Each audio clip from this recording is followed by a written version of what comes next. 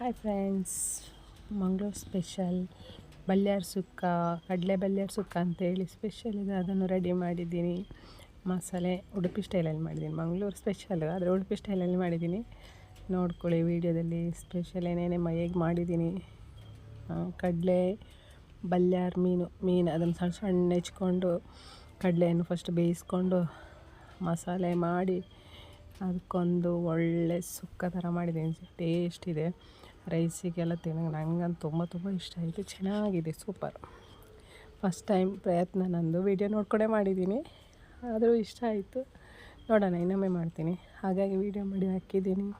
ಹೇಗಿದೆ ಹೇಳಿ, ನೋಡ್ಕೊಳ್ಳಿ, ತಿನ್ಕೊಳ್ಳಿ.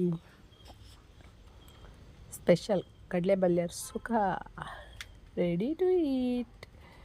ಕಡಲೆ ಬಲ್ಯಾರ್ ಸುಕ್ಕ ಆದರೆ ಮಂಗಳೂರು ಥರ ಆಗಿಲ್ವೇನೋ, ಆದರೆ ಟೇಸ್ಟ್ ಇತ್ತು, ಚೆನ್ನಾಗಿತ್ತು. ತೆಂಗಿನೆಣ್ಣೆ ಯೂಸ್ ಮಾಡ್ತೀವಲ್ಲ, ಹಾಗಾಗಿ ಸೂಪರ್. ನನಗೆ ನಿಜವಾಗ್ಲೂ ನಾನ್ ವೆಜ್ ಮಾಡೋಕ್ಕೆ ಬರೋಲ್ಲ. ವೀಡಿಯೋ ನೋಡ್ಕೊಂಡು ಮಾಡಿದ್ದೀನಿ, ಆದರೂ ಚೆನ್ನಾಗಿತ್ತು, ಪರವಾಗಿಲ್ಲ. ನಮ್ಮ ಮನೆಯವರು ತಿಂದ್ರಪ್ಪ, ಮನೆಯಲ್ಲೆಲ್ಲ ಖುಷಿ ಆಯಿತು ಎಲ್ರಿಗೂ. ನನಗೂ ಖುಷಿ ಆಯಿತು, ನಾನು ತಿಂದೆ. ವಾವ್, ಕಡಲೆ ಬಲ್ಯಾರ್ ಸುಕ್ಕ ರೆಡಿ. ಹೆಂಗಿದೆ ನೋಡ್ಕೊಳ್ಳಿ, ಸೂಪರ್ ಇದೆ ತಾನೇ.